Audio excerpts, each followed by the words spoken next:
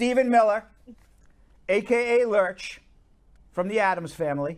There he is, exact duplicate. I mean, the guy looks exactly like him. Lurch from the 1960s sitcom Addams Family. Stephen Miller now, 2020. Yeah, the original one. The original Lurch. Yeah, that's probably what he wakes. That's what he looks like when he wakes up every morning.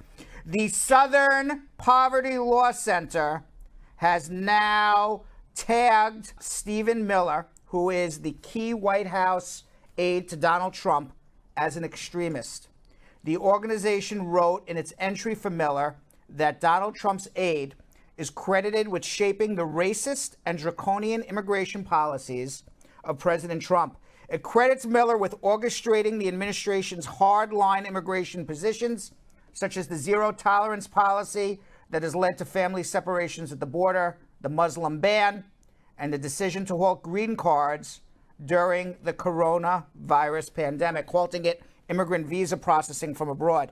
It also blamed Miller for speeches made by Trump that were interpreted as dog whistles for racists and got racists and people who are part of the Ku Klux Klan and other right-wing extremist racist groups excited that Donald Trump is secretly talking to them, and maybe he very well may be. The Southern Poverty Law Center said, through the conscious use of fear-mongering and xenophobia, Miller implements policies which demonize immigrants regardless of their immigration status in an apparent effort to halt all forms of immigration to the United States. What is pretty sad about it all is that Miller's family escaped persecution themselves. They escaped anti-Jewish persecution in Belarus in the early 1900s. And here he is 3 generations later and doesn't learn a goddamn thing. Which really, what it really shows is, and I'm Jewish, you always like to think Jewish people are always good people.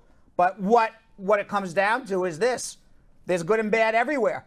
There's good black people, There's bad black people. There's good Dominicans, there's bad Dominicans. There's good Jewish people, there's bad Jewish people. And that's what the life is. You can't stereotype anybody. There's just good people and there's bad. Exactly. Period. Right. But the stereotyping of people, I can't take it anymore. The stereotyping of people that this group is good, this group is bad.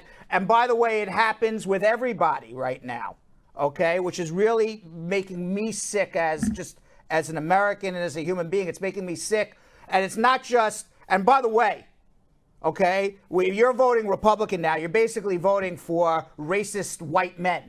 Okay, that's basically what the Republican Party has turned into, the racist white man political party. Having that history within your own family, you would think that you would be an advocate for experiencing, hearing your family's experience and probably hoping, being in the position that you're in, to how you can maybe move forward from this and revolutionize, you know what I mean? But hey, everyone digests their family learnings the way they will. I think what it is it's just so far removed from him because it's the 3rd generation, not justifying it at all, but I'm putting myself in that situation because I know what my parents went through in order to come to the United States. The fact that they were refugees, they had to flee from their country just because they were taking kids from school and throwing them into the army. I saw what they had to go through, and it's like it's all up to me to try and prove to them and make them proud and just, I just want to pay them back. Like, that's literally all I want to do. So the fact that he doesn't even see that, it's crazy to me. But I think it's just because he didn't see it. He didn't see it happen. Right. He just knows that that's his history, which is sick. It's sick. I actually disagree with you because I look at myself. I'm either 4th or 5th generation here. My grandparents, all 4 of my grandparents were born in the United States, so I'm at least 4th generation. We don't know what happened. I don't know when my family came here because nobody knew my great-grandparents. So As far as I know, whatever happened before grandparents, we have no idea. Okay, because all the great-grandparents were dead when my parents were born. So my parents have no idea, where we came from. So maybe I'm 4th generation or 5th generation, whatever it is I am here. I'm not like that. You're right. You're right. I'm not like that. Yeah. So you can't just say because you're 3rd or 4th generation, it's so far removed. I think it's a little different. What is it? I think people have lost empathy and sympathy and understanding of humanity. And I'm going to give you a perfect example of it. Katie Miller, who's Stephen Miller's wife, ex-wife. Okay, there was a book that just came out, and the book is called Separated, and it's a new book that came out on Tuesday by NBC News reporter Jacob Sabaroff, and he chronicles the Trump administration's immigration policies, specifically the zero-tolerance family separation policies at the border. Now, under this family separation policy, for the few people who don't know, from 2017 to 2019, thousands of children of migrants were separated from their parents at the U.S.-Mexico border and placed in unsanitary detention facilities. They took children from parents as young babies, 3, 4, 5 years old, mostly Hispanic, mostly brown-skinned children, separated them from their parents as a way to punish the parents for trying to flee persecution, and then maybe word would get back on the street from the towns and cities and countries where they came from, don't try to come to America because we're going to separate you from your families.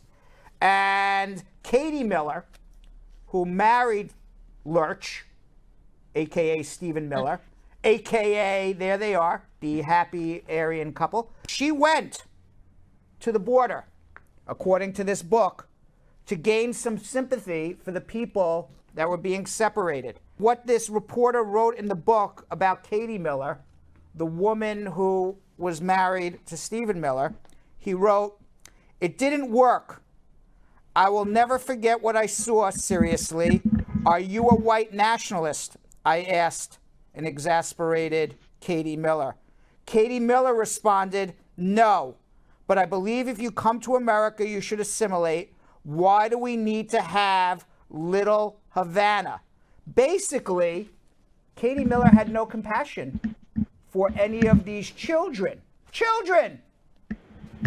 Separated. So I think it has nothing to do with generation after generation of being here and you forget, Yo-Yo.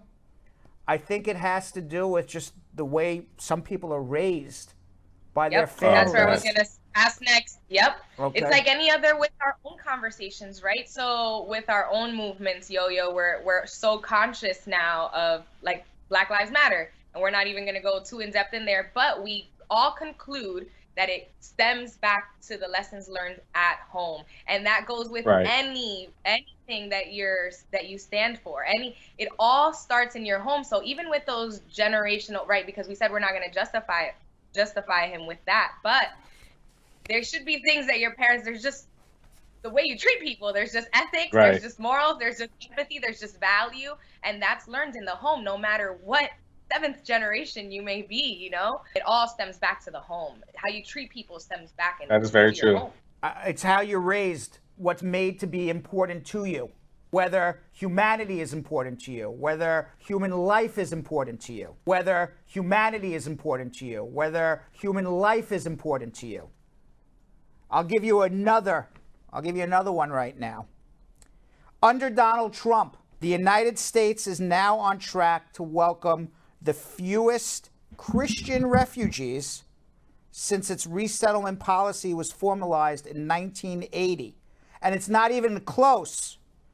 To give perspective, with only 3 months left in the fiscal year of 2020, the United States has only resettled 7,600 refugees. In 1980, over 200,000 refugees were admitted into the United States, mostly Christians fleeing religious persecution. In 2016, 84,000. Now, according to a joint report released Friday by the World Relief and Open Doors USA, persecuted minorities representing a variety of different religions have been harmed by the decline in this resettlement. I guess ironic or sick or sad, I don't know what the right word you want to say, but who is Donald Trump's largest block of voters? Christian evangelicals. So here are Christian evangelicals who are voting for Donald Trump, who want to uphold Christian values, whatever Christian values they want to uphold in the United States of America. You know, you hear the Republicans, we're a Christian country. I'm not a Christian, but okay, fine. But we're a Christian country because we're a majority Christian, yet we only want Christians that look like us from Norway. What kind of hypocrisy is this? Yeah, that's true. You know, at this rate, at the rate we're going right now under Donald Trump, the United States is going to receive 90% fewer Christian refugees this year than 5 years ago under Barack Obama. 90%? 90% less. Yet, that's crazy. Yet, who's voting for Donald Trump? So where are the values here? Yeah, they don't align. Where are the values? They don't align. Ooh, that's another, religion. Ooh, that's a talk right there. Now, I don't know if you saw the latest polls, but the Democratic bar of soap, he's 15 percentage points ahead of Donald Trump. Donald Trump, as a result, fired his campaign manager. That's the guy who said 100,000 people were going to come to Omaha in Oklahoma for his convention, and only 6,000 people came. So they were short 94,000 people. Now, I'll tell you what, you're laughing about that. I'll tell you what's ironic about all of that, Yo-Yo. The governor of Oklahoma is joining you in quarantine right now, Kevin Stitt, because since he has corona. He was diagnosed with corona. He was walking around from that 6,000 person convention without a mask. He got coronavirus. He's not joining me. He's not joining you in quarantine. No, because I don't know that I have it. That's true. We don't know that you have it yet. I put in that out universe. And by the way, only 6,000 people came to that convention for Donald Trump. They all didn't wear masks, or mostly didn't. And since then, Oklahoma has had a 22,000 people confirmed with coronavirus in the last 3 weeks. From that, a lot of it may be from that convention. We don't know, but it seems like very coincidental if it didn't. It probably is. And 428 people have died. Do you think some people may not have died had Trump not gone? Think he killed some people? I do. I mean, even we're saying this so many other people were supposed to show up to this arena, but in this time right now, 6,000 people in any space. And I follow a few people who are Trump supporters and actually went live at that convention. I was like, oh, let me see what this girl is up to. Yes, went live. And when I realized that it was a Trump convention and people were close, they were not sitting every other seat or anything like that at all. Did she get sick? From this live, did she get people sick? Were close. Well, you don't know. I haven't followed up with her profile after. I was following this girl and not realizing what her political. Right, and now you're like mute, or you either mute, or did you mute, or you just completely not followed? I wasn't you a muted. Full hater. Right. I like the other content. I like her brand. Right. I just don't agree with her politics. Right. So you know what? I don't want to see this girl till after the election. Yeah. Or maybe even after the election, you don't want to see her either. I don't want to tune into another live that might take me to a Trump convention. Right. Meanwhile, I unfollow. You unfollow? Yeah, I would have unfollowed. I don't play with. You don't play that? I've unfollowed so many people from this within the past 4 years. Really? Yeah. You don't? Is it because you don't want to hear somebody else's point of view, or you're so disgusted at what they have to say? No, I'm so disgusted. You're disgusted what they have to say. And they become, they call them Twitter thugs, Twitter fingers. It's because they think that they're just so big and bad and bold, and they can say whatever they want to say, behind the phone and behind the computer, but would never say anything like that to your face. But the stuff that I seen people that I was following or friends with on Facebook, to see what they were saying, I deleted them fast. What do you think of the idea?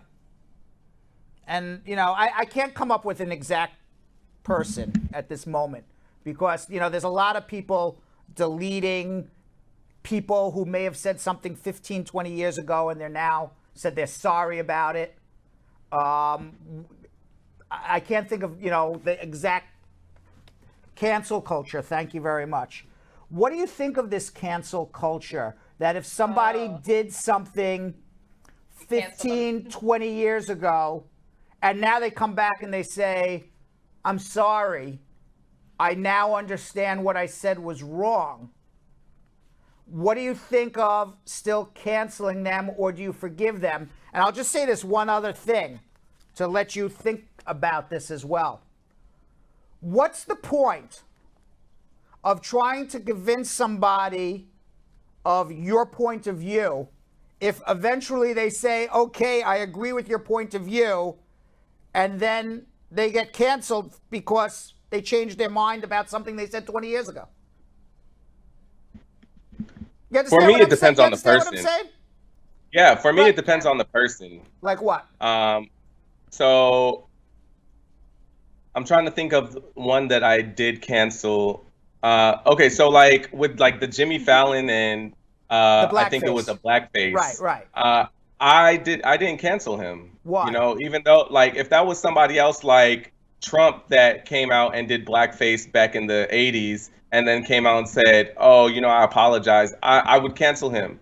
You know, that's because I know him as a person. I know what his true beliefs are. Jimmy Fallon actually is for our culture. What? He has a lot of black friends. He's helped out a lot of black families. So I personally did not cancel him. When other people were, I said I wasn't going to cancel him. What if, so it has to do with the sincerity of the apology?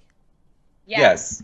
All right. So if you really believe that somebody did something and maybe what they did was evil 20 years ago, but they have since seen their ways and they realize, you know, because we sit there and argue on Twitter and we argue on everything to convince people we're right.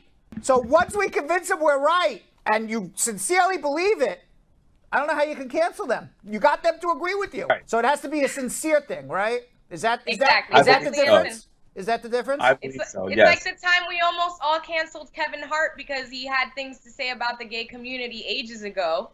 Right. And when that came to light and everyone was like, ooh, should we cancel Kevin Hart? But he's really funny, but he apologized and we feel like he sincerely meant it. Right, so he made a comeback. It was in that moment.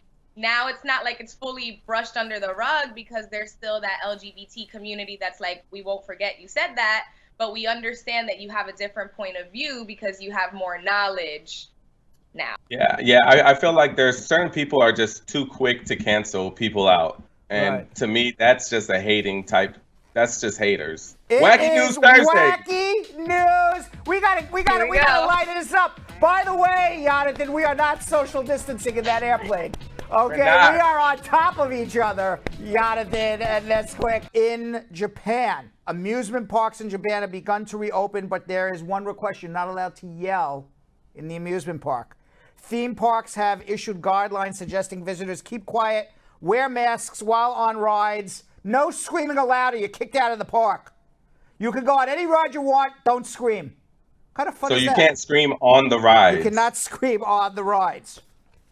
What kind of fun is that? What kind of fun is that? What kind of ridiculous rule is that? What kind of rule is that? Thrill. What? Well, because apparently when you're talking loud, you're more likely to spew out petri dish germs than if you just keep your mouth shut.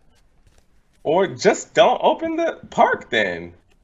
I don't open the park. Well, they got to make money. That's a little wacky. Now, at a UK care home, residents at the Sidmar Lodge care home in Edgewater, England, have been in lockdown with guests for 4 months. And activity managers at the home, Robert Speaker, want to keep their spirits up.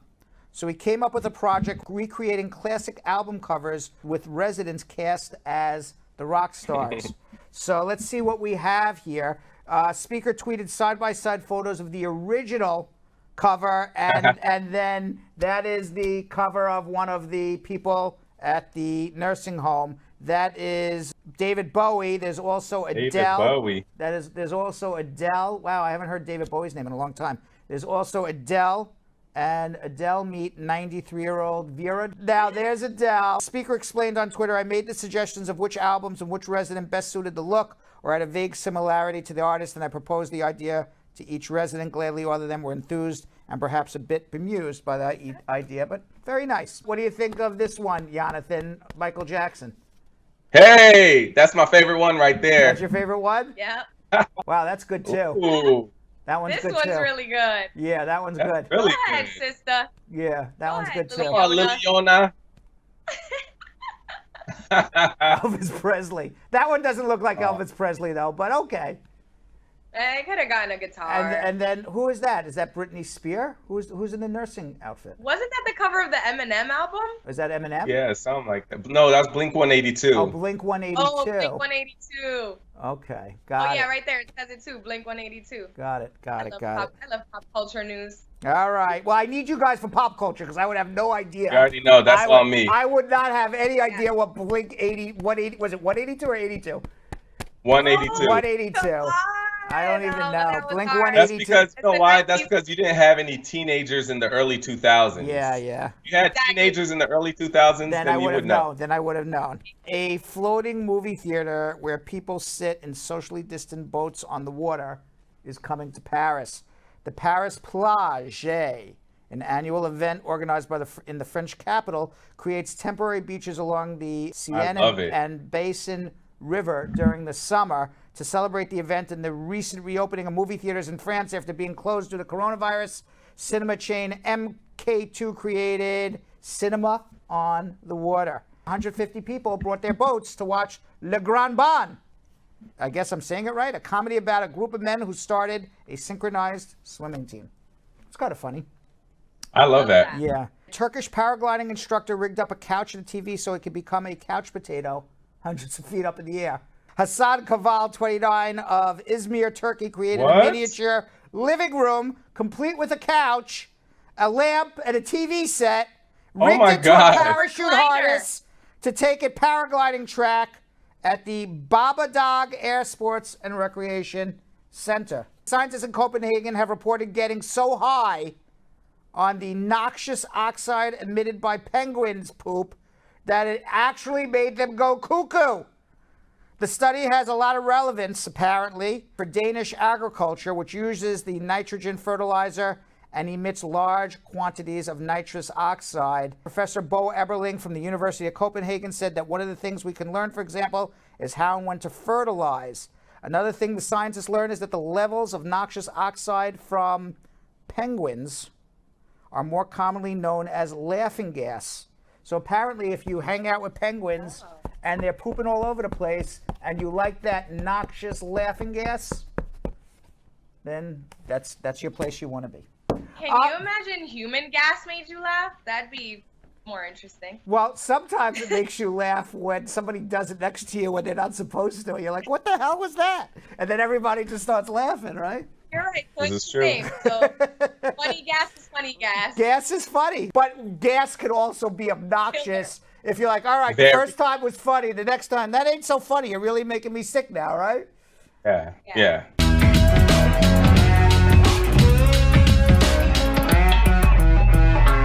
Thanks for watching. For more Brad Show Live, like and subscribe to our YouTube channel.